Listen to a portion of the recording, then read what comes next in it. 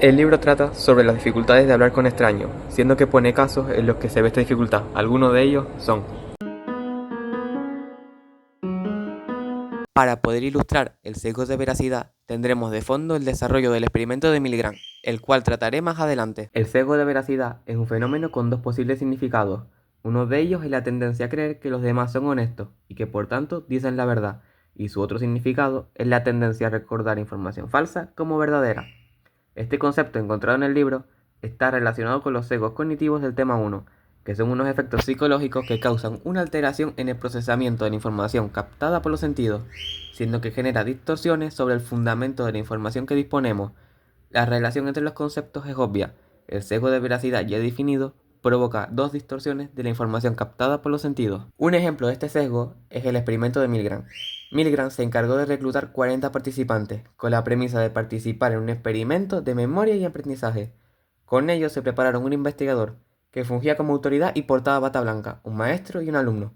Los papeles eran asignados por conveniencia, siendo que el alumno era cómplice de Milgram. Luego se separan en habitaciones y se colocan unos electrodos al alumno, mientras que el maestro estaba en la otra, en la cual podía regular la intensidad de descargas eléctricas de un generador. Pero dicho generador eléctrico era falso. La mecánica era que el maestro debía castigar al alumno por cada fallo, que claramente no recibía descarga. La relación entre el experimento y el sesgo de veracidad es la ausencia de dudas, en que no mienta la otra persona, siendo que los sujetos que hacían el papel de maestro realmente confiaban que sucedían las descargas, y que el investigador de verdad era uno. Según el libro, la máquina de Muley-Nathan resultó mucho más exacta a la hora de juzgar a un culpable que los propios jueces. Esto se debe a que la máquina no interactúa con el acusado, simplemente recoge los datos que le dan y a partir de ellos saca conclusiones relativamente precisas, mientras que los jueces, por lo general, prefieren conocer a la persona antes de dar un veredicto, pues confían que sus capacidades y experiencia laboral son suficientes para actuar de la manera más adecuada. De entre todos los sesgos cognitivos que encontramos, podríamos destacar el sesgo por exceso de confianza. El sesgo por exceso de confianza es, tal y como lo vemos en los jueces, la tendencia de las personas a sobreestimar sus propias capacidades.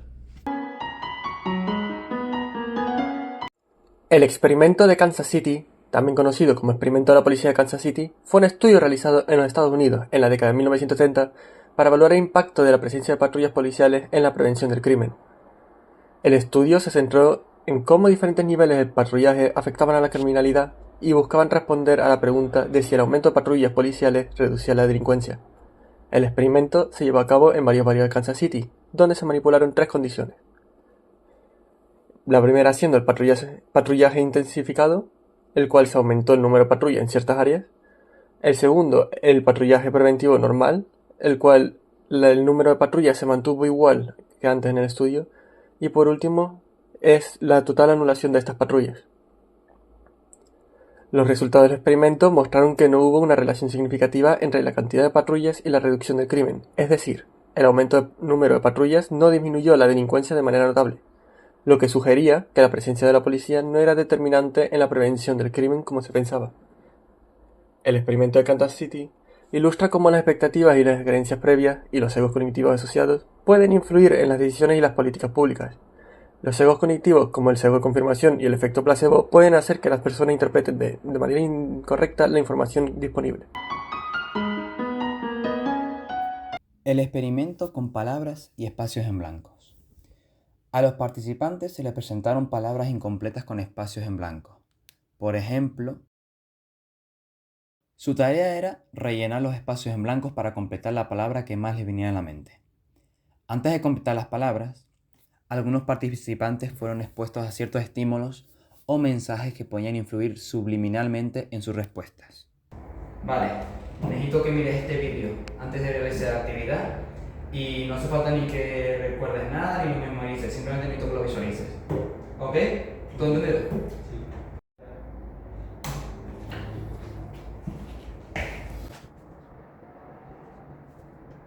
El propósito era explorar si los participantes eran conscientes de que sus respuestas estaban influenciadas por los estímulos previos.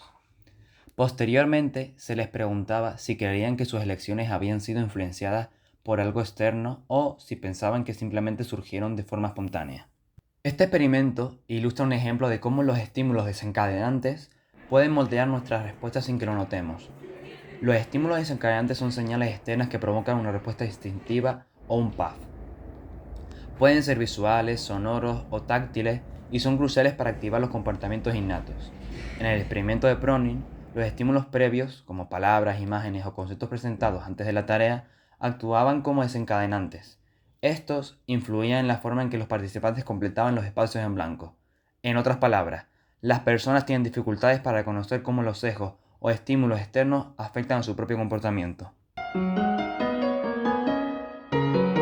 En el libro se presenta una gráfica que refleja la disminución de suicidios por inhalación de gas en la misma medida en la que el gas se iba eliminando durante los años 60 y 70. Posteriormente, el autor plantea la pregunta de si la gente que se suicidaba cambió de sistema o simplemente dejaron de suicidarse. Este hecho se relaciona con uno de los conceptos del tema 5, el sistema BIS-BAS. ¿Pero qué es el sistema BIS-BAS? ¿En qué se diferencian? Entendemos el sistema BIS como una susceptibilidad al castigo y se relaciona con el estado de ansiedad, mientras que el sistema BAS se asocia con la susceptibilidad a la recompensa y la impulsividad. Por ende, la disminución de suicidios por inhalación de gases, a medida que se iba eliminando el gas, puede ser debido a un aumento del sistema BAS en los individuos, aunque lo lógico sería que el sistema BIS se mantuviera estable y que simplemente hubieran cambiado de método.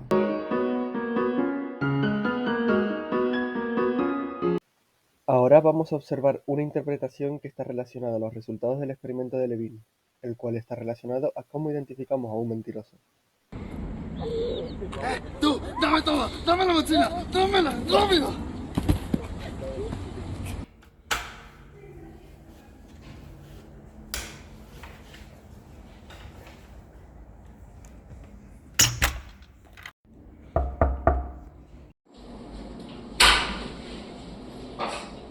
Gente, ¿qué pasó? Toma asiento. Oiga, ¿y esto es verdad?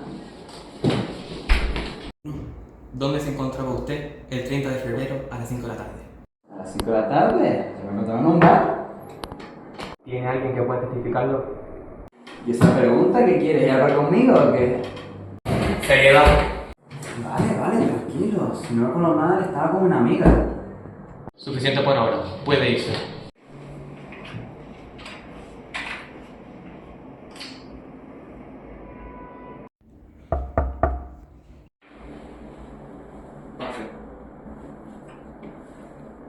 Toma asiento.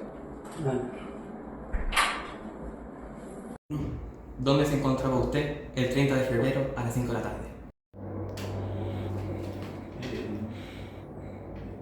¿Cuál era la pregunta? ¿Que dónde se encontraba usted el 30 de febrero a las 5 de la tarde? Pues creo, o sea, que yo sepa, ¿no? Pues creo que estaba en motivación, estábamos en clase, pero bueno, no sé, en realidad no sé, creo que a lo mejor fue psicología social. Vale, queda bajo arresto. Bueno, creo que es un error, que lo que puede ser, que yo no soy, te lo juro, por favor. Según Levine, los humanos tenemos una tosuda tendencia a relacionar un conjunto de comportamientos no verbales, o incluso la apariencia, con el nivel de veracidad de una persona. Debido a esto, vemos como el sospechoso que estaba nervioso fue la persona que fue arrestada, aunque al principio hayamos visto el segundo sospechoso en el vídeo agredir a la víctima. Lo que hace nuestro cerebro es tender a ignorar las evidencias reales y lógicas por una sensación de confianza por parte de la persona divergente. Es decir, una persona capaz de mentir de manera confiada y relajada.